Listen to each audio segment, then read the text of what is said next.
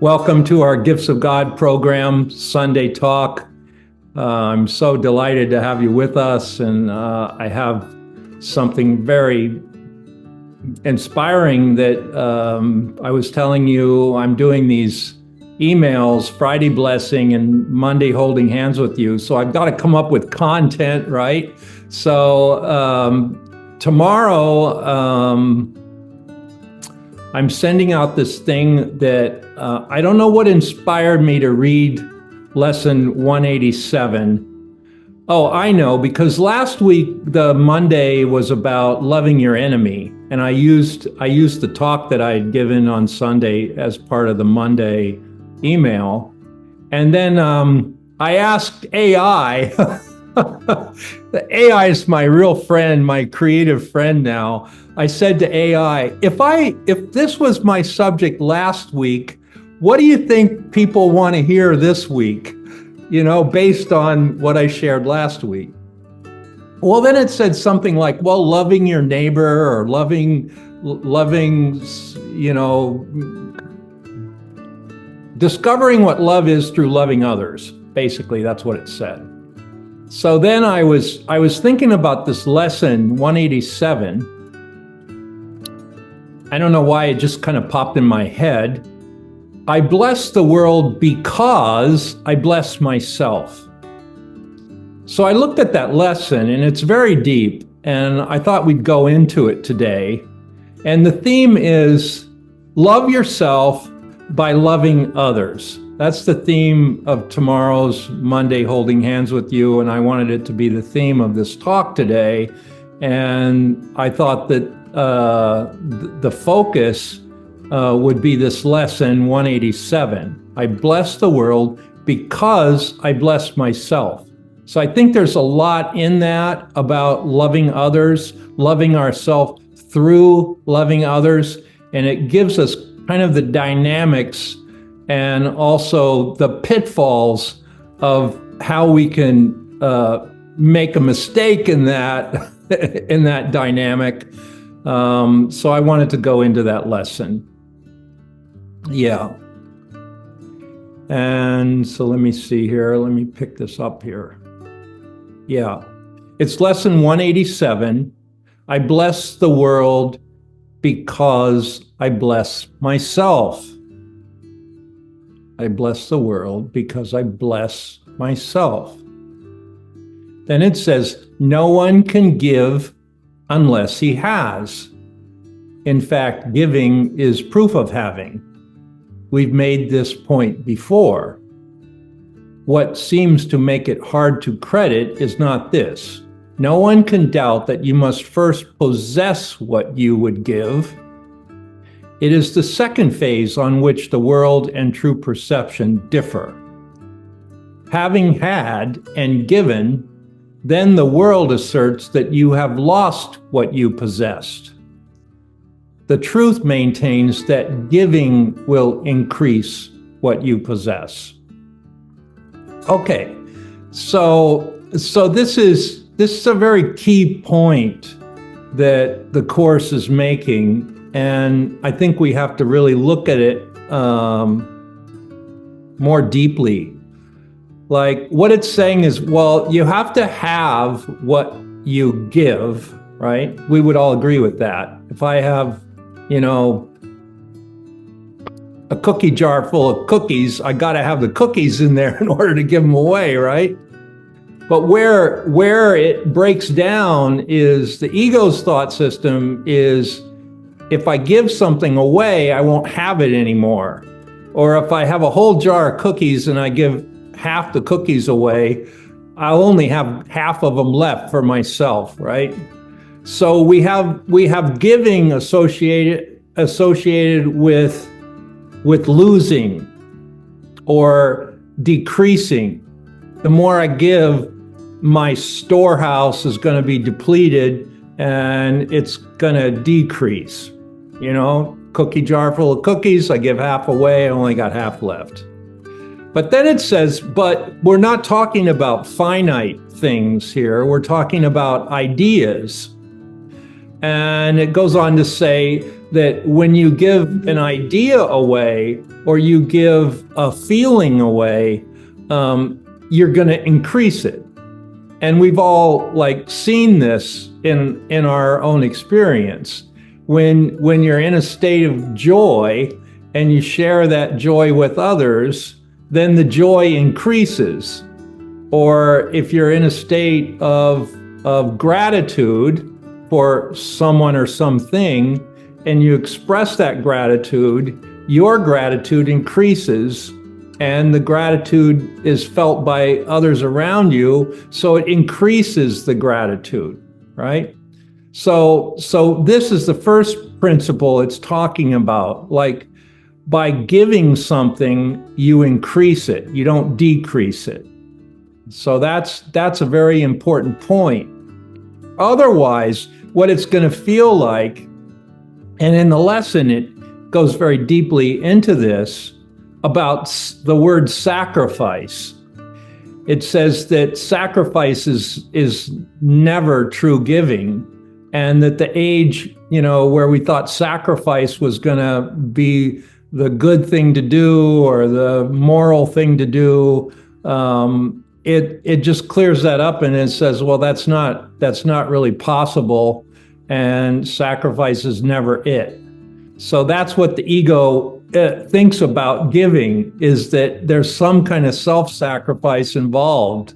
I've got to sacrifice half of my cookies in my jar to give to you, and then I feel half of them left, and I've just lost half of my supply.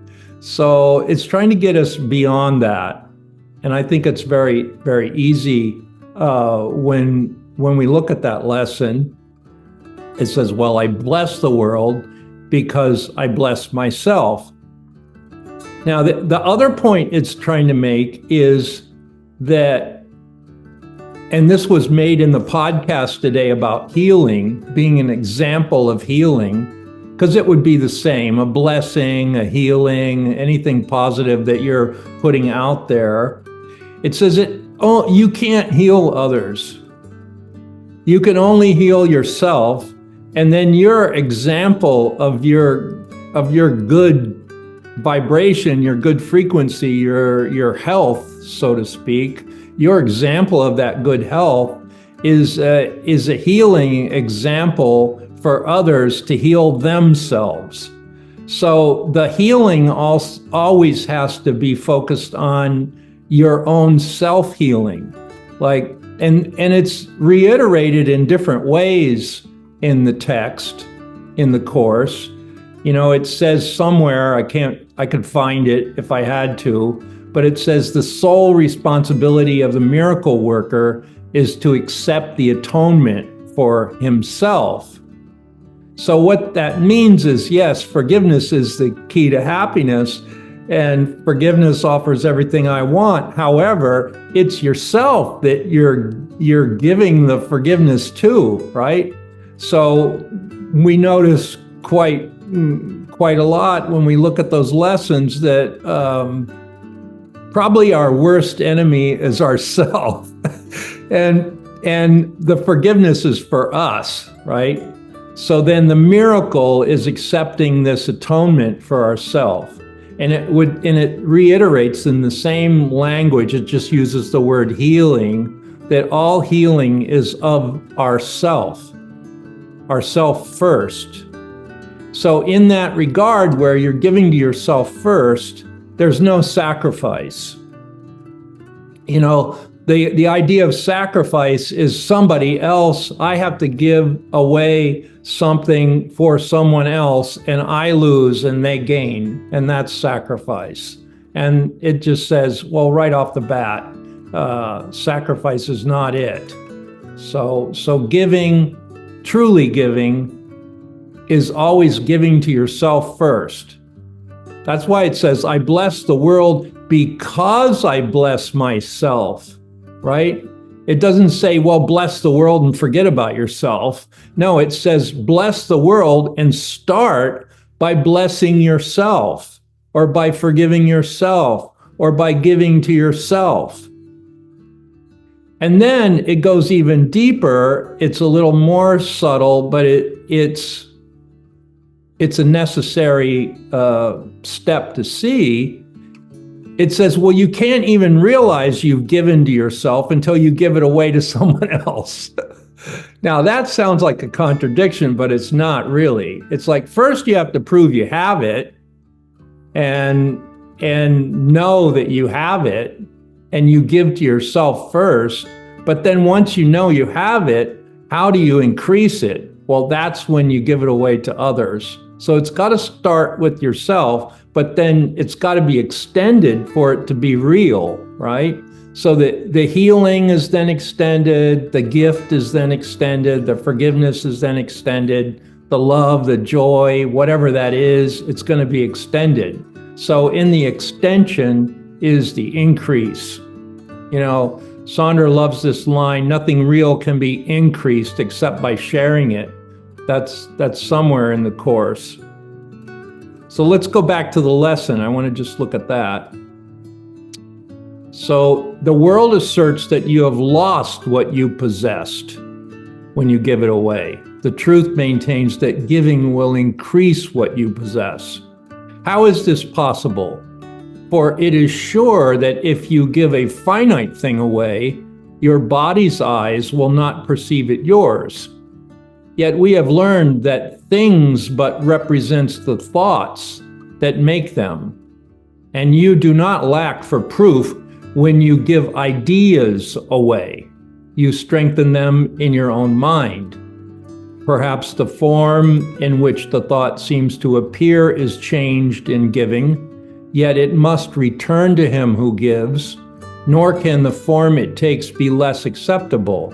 It must be more. So, I mean, even the form you give something is going to increase if you see it rightly. You know, if you see that it's the idea behind the form that you're really giving away. Ideas must first belong to you before you give them. If you are to save the world, you first accept salvation for yourself. But you will not believe that this is done until you see the miracles it brings to everyone you look upon. Here is the idea of giving clarified and given meaning. Now you can perceive that by your giving is your store increased. All right, so it's getting into this dimension where we're giving ideas, we're giving thoughts, we're giving whole concepts. Like, let's just take this concept of salvation, right? And let's keep it simple. Salvation is, I used to think thoughts that made me very unhappy and sick, and now I'm thinking thoughts that are making me joyful and well, right? So you're accepting this salvation, this shift in your whole mental attitude, and you see that, okay, the salvation comes from me, and it's up to me to change my thoughts. It's up to me to rule my mind. But that's the realm of salvation, and that's something that we all have to find that, whatever that looks like to us in our minds, that's what it's going to be. You know, we have to accept that salvation for ourselves first. And then once we have done that, and we truly are a light, so to speak, you know, once we truly are a light, you know, it says, I'm the light of the world and forgiveness is my function as the light of the world. And we've forgiven ourselves and we've forgiven all the people in our life, and we don't have attack thoughts and we don't have grievances. And we're a fairly happy camper most of the time. And only little glitches here and there throw us off for 5 minutes, but then we get back on track. So when we're really in that state where things are flowing and we can really feel the salvation, we can feel the shift, then, and we can feel that that shift is shining from us, then other people are going to notice it.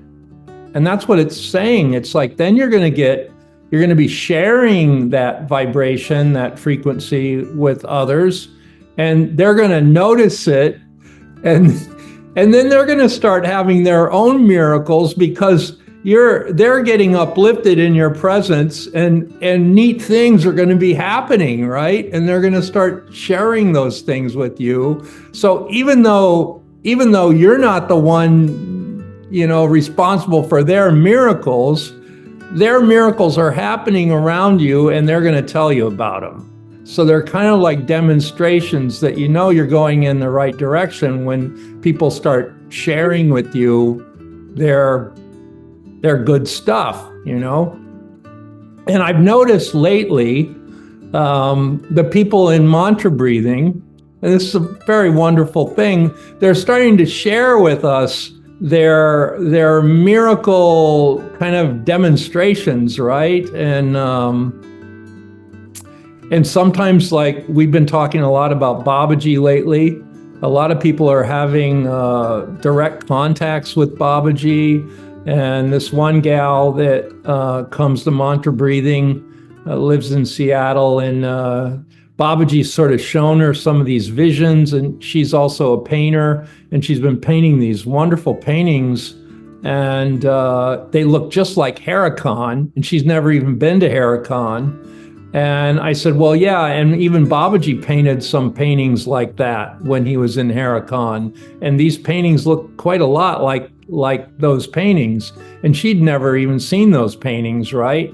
So she's having a good time with whatever she's receiving as a result of being at the mantra breathing, where we're trying to be ourselves kind of an example of being clear to keep that space open for people, right? So I'm starting to get these sort of messages back from people that we work with that things are going a lot better for them, and as a result of doing our work. And so that's, I think, what this is saying. It's like, you work on yourself, you clean up your act, and then all the people around you are going to have it. That's going to have an impact on them, and then their lives start ascending as well. And you notice this about people that are with it. Like I always noticed with my teacher Tara Singh, kind of the vortex around him was very creative, very positive, very upbeat, very happy, right? So all the things that happened around him flowed, and they flowed in wonderful ways, and people were so inspired and uplifted around him for their own life, and their life could look very different than his, but within that context of their own life, they had their own miracles and their own, aha moments and their own shifts, and this all happened kind of in this vortex around him. So this is like the result is like, the clearer we get in our own healing process, that healing process is affecting other people around us. And then it's true, we start to see, I bless the world because I blessed myself. I've accepted the atonement for myself. I've given the blessing to myself. I've received the joy and the gratitude and the forgiveness for myself. And then in that clear space, we have something to give. And it's not even, it can be conscious, but it can also be something that we're not even trying to do, It's just a result of the frequency that we're in, and how that frequency has an impact on everybody around us. So I think that's what this lesson's trying to say.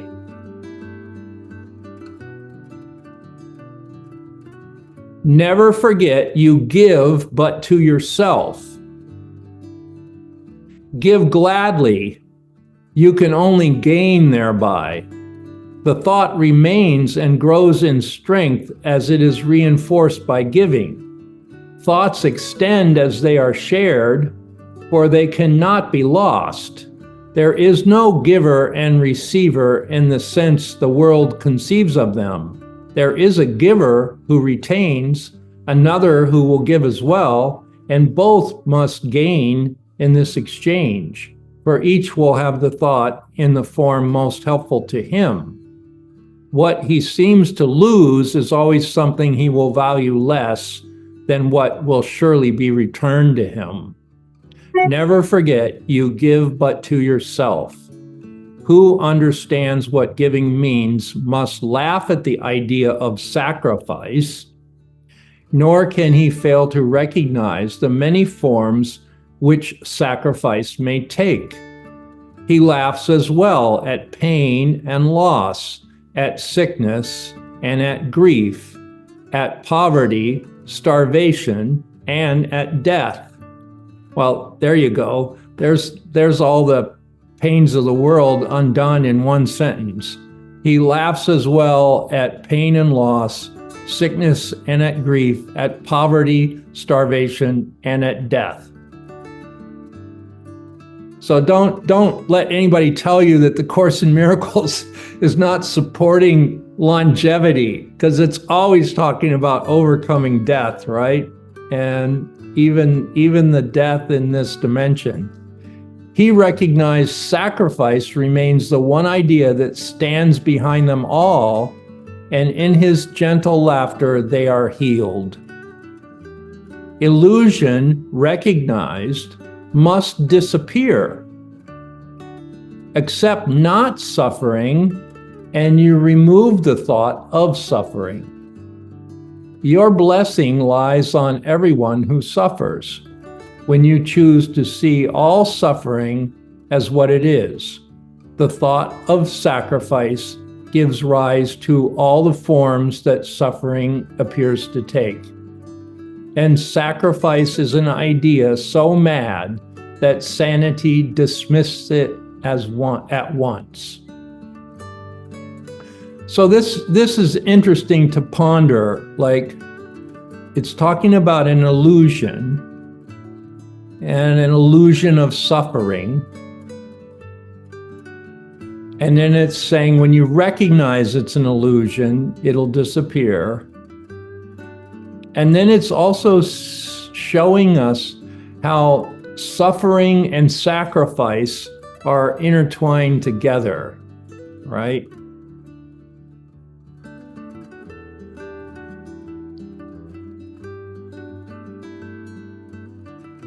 He recognizes sacrifice remains the one idea that stands behind them all, meaning all your problems, your pain, your loss, your sickness, your grief, your poverty, and starvation, and even death. And he sees that sacrifice is behind all that. So we have to see the relationship between suffering and sacrifice. So when you have any pain in your life or anything not going well, you could very well ask yourself, what is it that I think I'm sacrifice or I need to sacrifice that's causing me this suffering? What is it?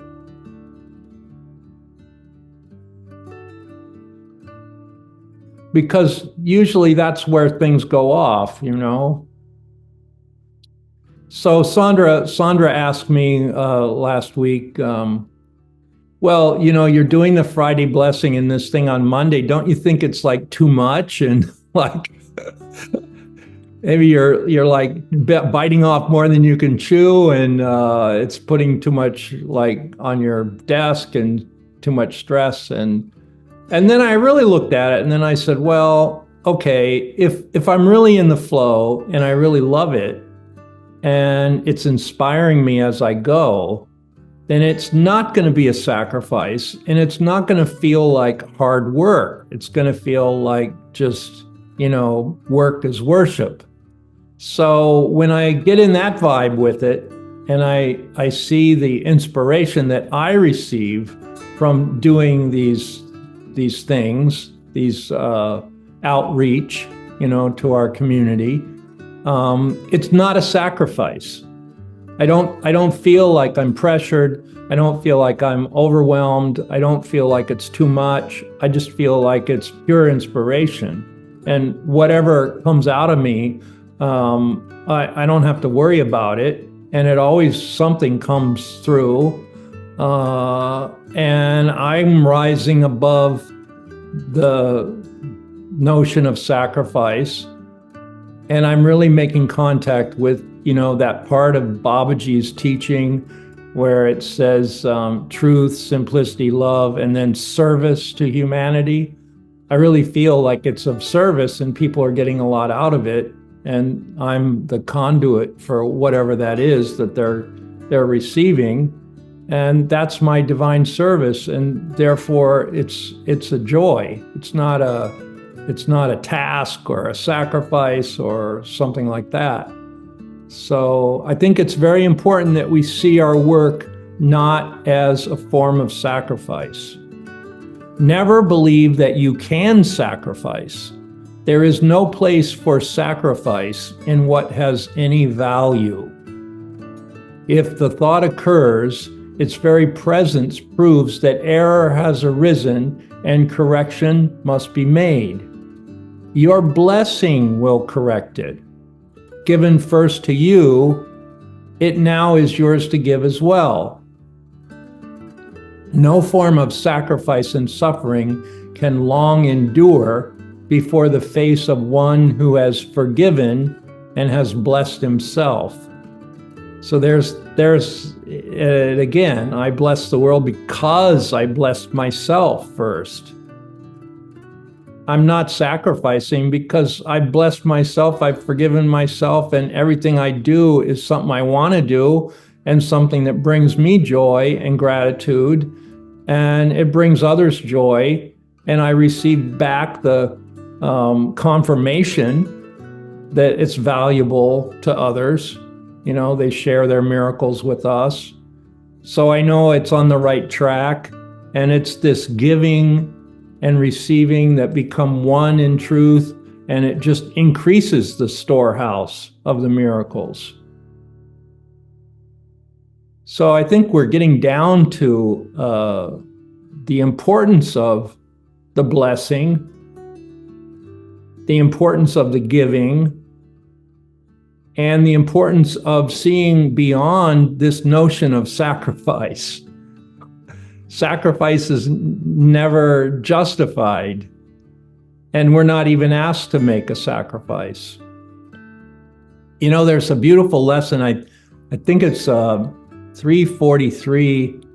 I am not asked to make a sacrifice to find the mercy and the peace of God. Yeah, it's something like that. I am not asked to make a sacrifice to have the mercy and the peace of God.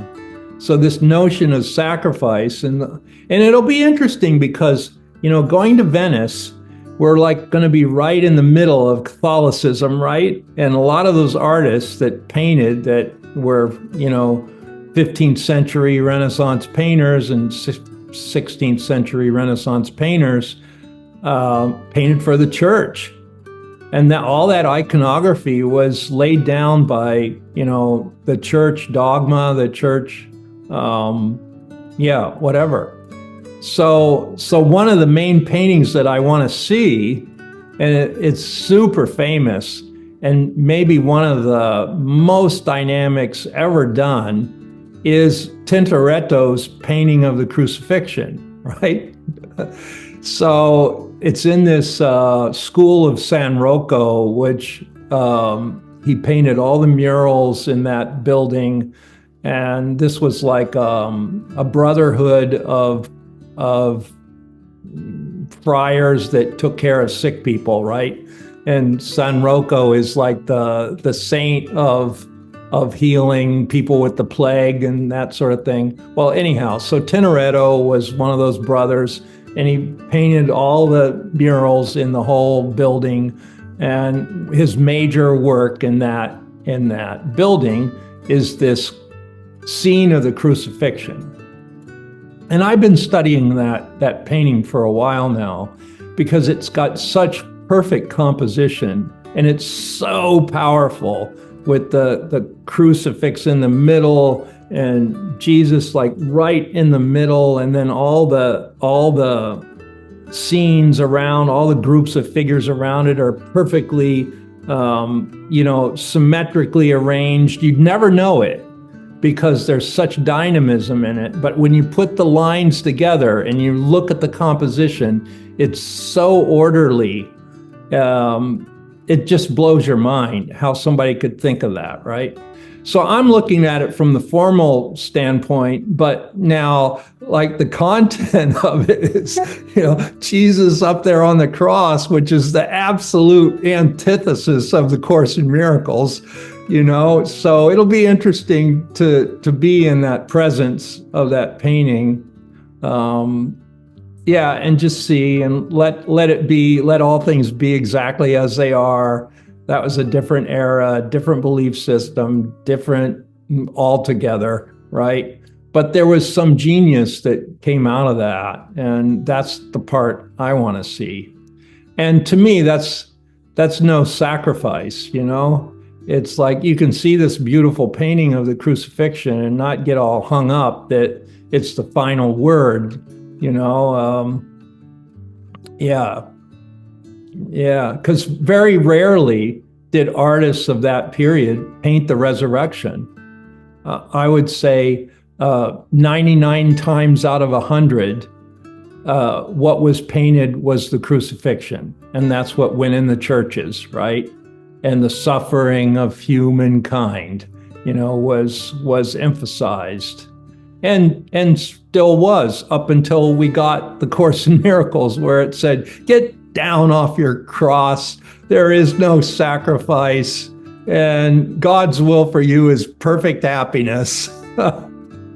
So it'll be interesting to see that. I can't wait, really. Now, there is another painting that he did, Tintoretto, and it's in the Doge's palace. It's in like the place where all the people that ruled Venice had their residence, It's called the Doge's Palace. Now the painting there, and it's equally large. These two paintings, this crucifixion by Tintoretto and this one called Paradise, right, are a couple of the largest paintings ever painted on canvas. Not talking about like fresco that's painted on wet plaster on the walls. These are on canvas, right? And these are two of the biggest paintings on canvas ever done. They're like, 40 feet wide and 30 feet tall. And I don't know how they could even weave a piece of canvas that big. I don't know how they did it. But anyhow, these paintings are huge.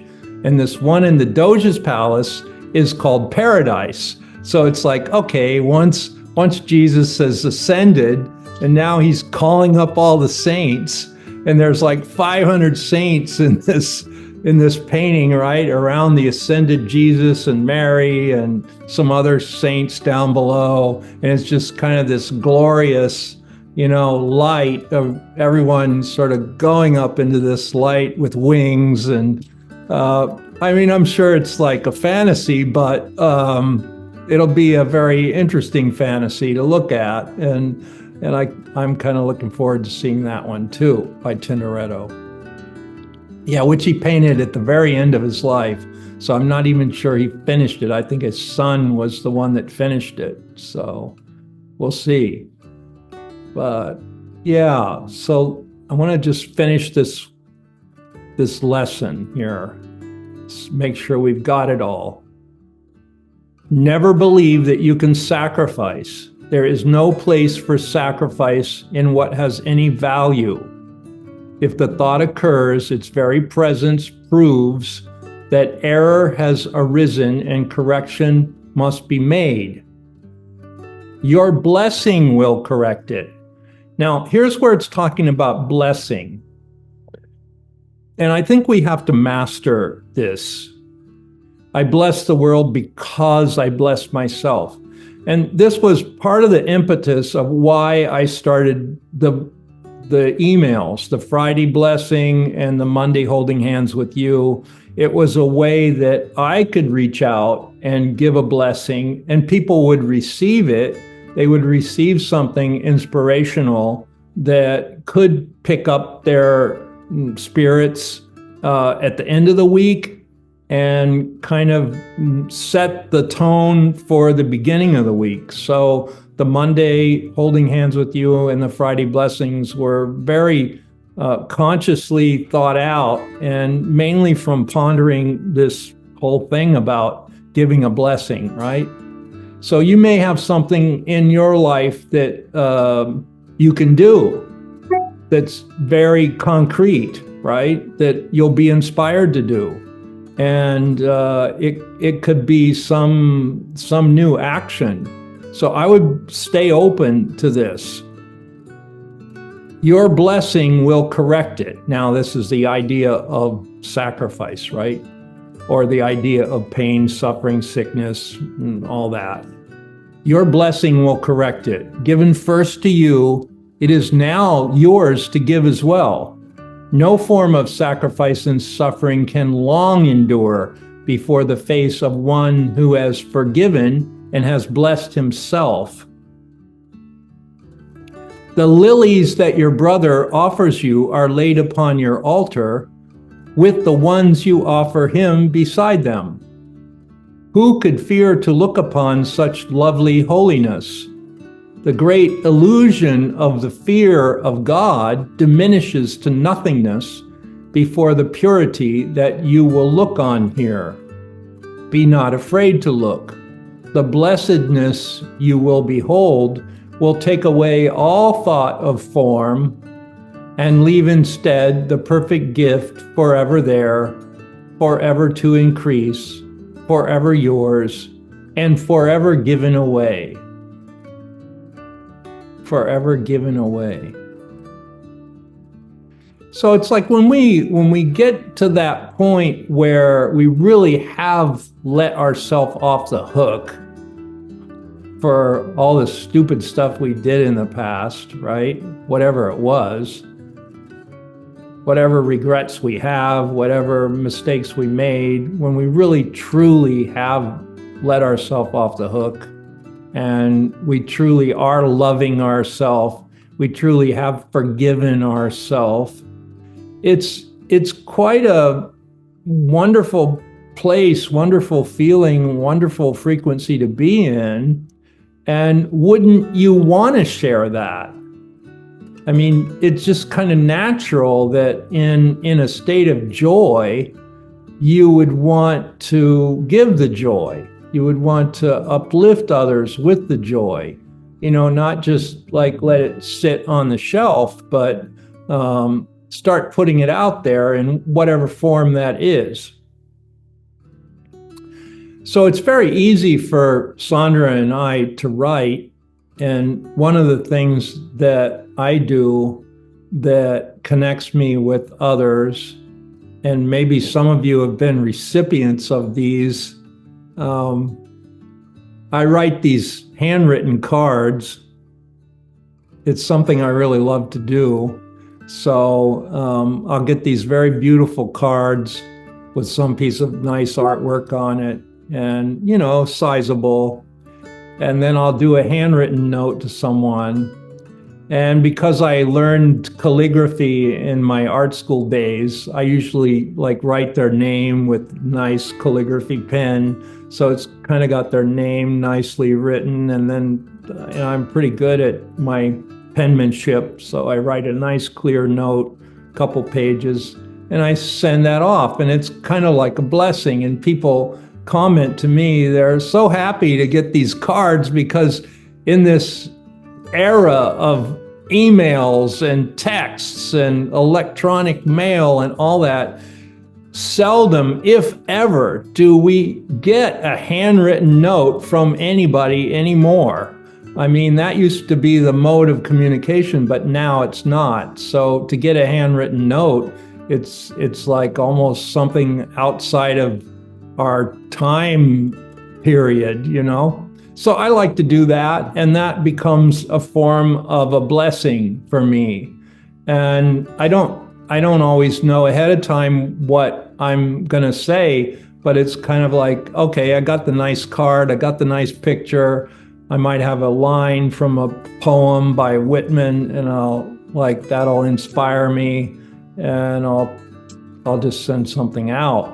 And we found this 9-year-old girl in Baka at the ashram who was very advanced, and she was there with her mother, and she was very advanced, and we were so impressed. And I started writing her, right? I sent her a couple of books, sent her one of Sandra's books, my books.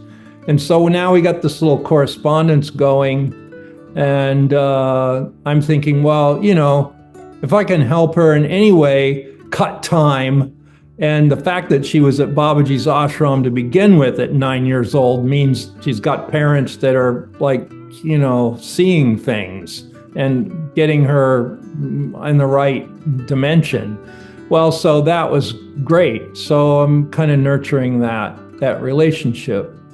And I do that with all the people that come into our life that we're close with. And I think that this giving of the blessing, it's very important, because then you see, you love yourself by loving others.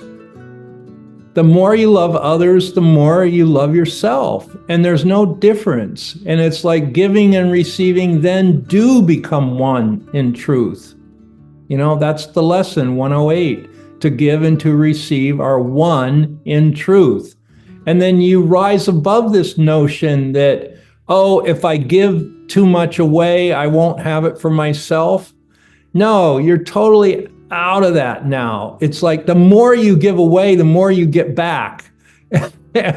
and you just, it's like you can't wait to figure out new ways to give something. I don't know. It's, you know, in India, we're taught here in the West, oh, it's your birthday, right? Oh, you have a party, people give you gifts. Well, in India, when it's your birthday, you give gifts to other people. It's the other way around. You know, it's like, well, you figure out, okay, it's your birthday, it's a celebration, and you want to give to all your friends something. So it's just the opposite of how we look at it. Well, when it's your birthday, you give stuff to you, people give to you and give you the gifts. No, on your birthday, you give something away, and that increases your joy. And I think we need to get more in that mode. Yeah. To bless the world. I bless the world because I bless myself. But this whole exchange, it's so important. It's like when you're giving to yourself, you're also giving to someone else. And that someone else is yourself.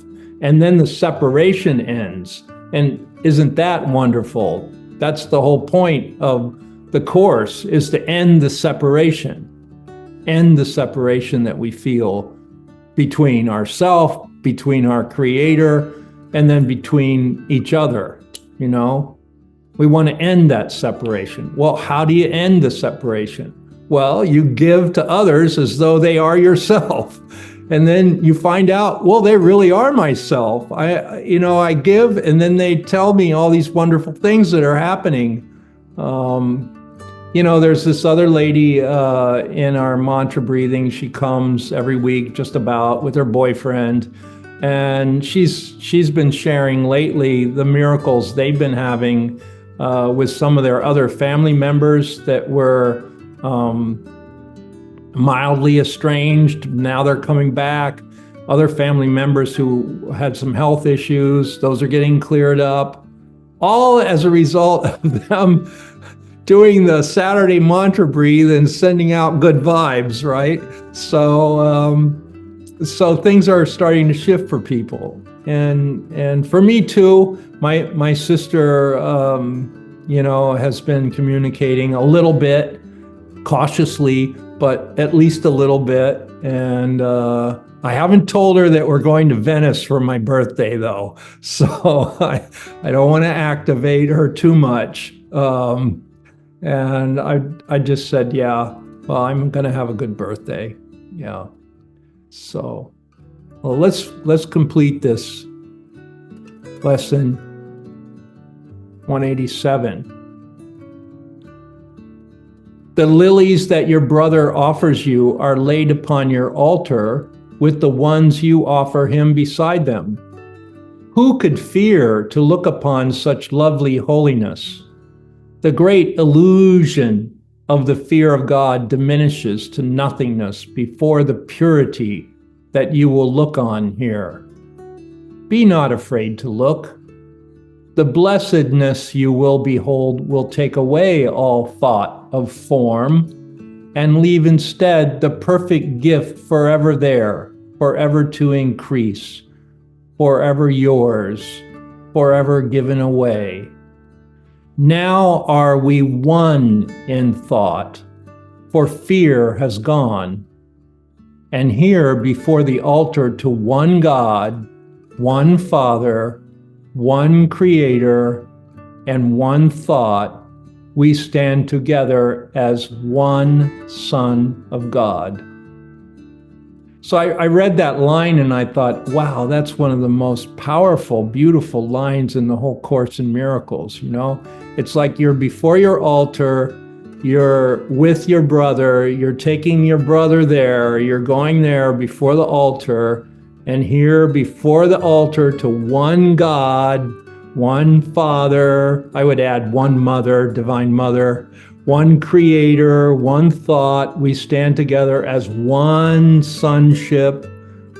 You know, every human being on the planet, past, present, and future, by the trillions, are one sonship, not separate from Him who is our source, not distant from one brother who is part of our one self, whose innocence has joined us all as one. We stand in blessedness and give as we receive.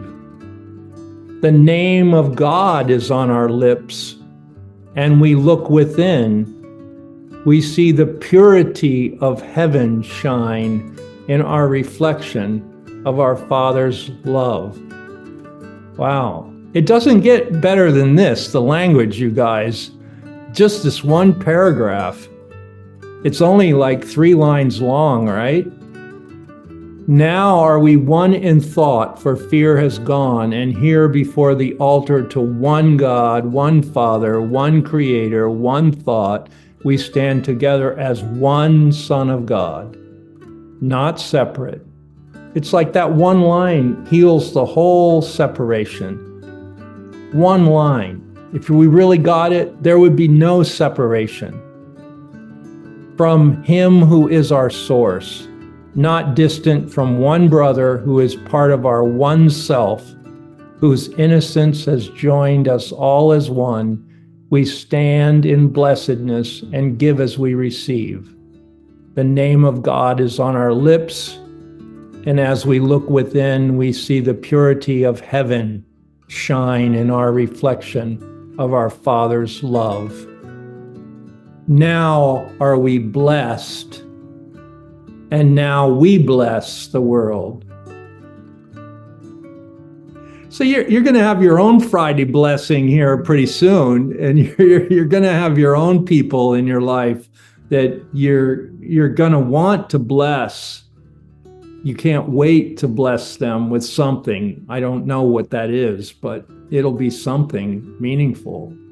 Now are we blessed, and now we bless the world. We have looked upon what we have looked upon, we would extend, for we would see it everywhere. We would behold it shining with the grace of God in everyone. We would not have it be withheld from anything we look upon.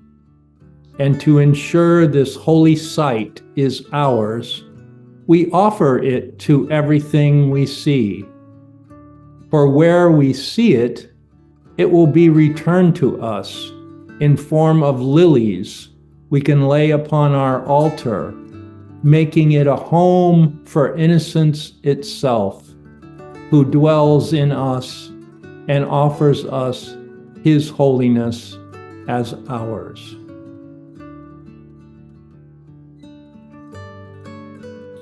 Well, the Christ in us is shining in us now, and that is the truth. And that's what we have to give away. We've forgiven ourselves, and we've forgiven the world, and we've forgiven everyone. And that blessing is shining in us now, and that's what we have. And don't underestimate it. It's quite a gift. It's quite a blessing to be able to give that end of separation. So I wanted to end on just this one little exercise, and it's going to be in the Monday email tomorrow, but I just wanted to share it with you guys first. So let me see if I can find it here. Yeah. All right. Yeah, here we go. So try this experiment of self-love through serving others. Find someone to whom you can give your deepest sense of self-love. Start by considering their well-being. What do you see that they may need and not even know that they need it? It could simply be your listening ear. It could be 5 minutes of your undivided prayers for them. Would you hold them in your heart for 5 minutes, sending them your blessings and goodwill silently? Service to others can be a profound expression of love for ourselves because it helps us connect with a greater purpose, allowing us to feel part of something larger than ourselves. You may be inspired to write them a handwritten card, expressing your gratitude for them in your life. When is the last time you received such an acknowledgement? It felt pretty good, yeah? Well, it feels even better to be the giving end of that acknowledgement. So, when I was with Tara Singh, he had this exercise that he did with us. And he said, find somebody, one person, to love more than yourself.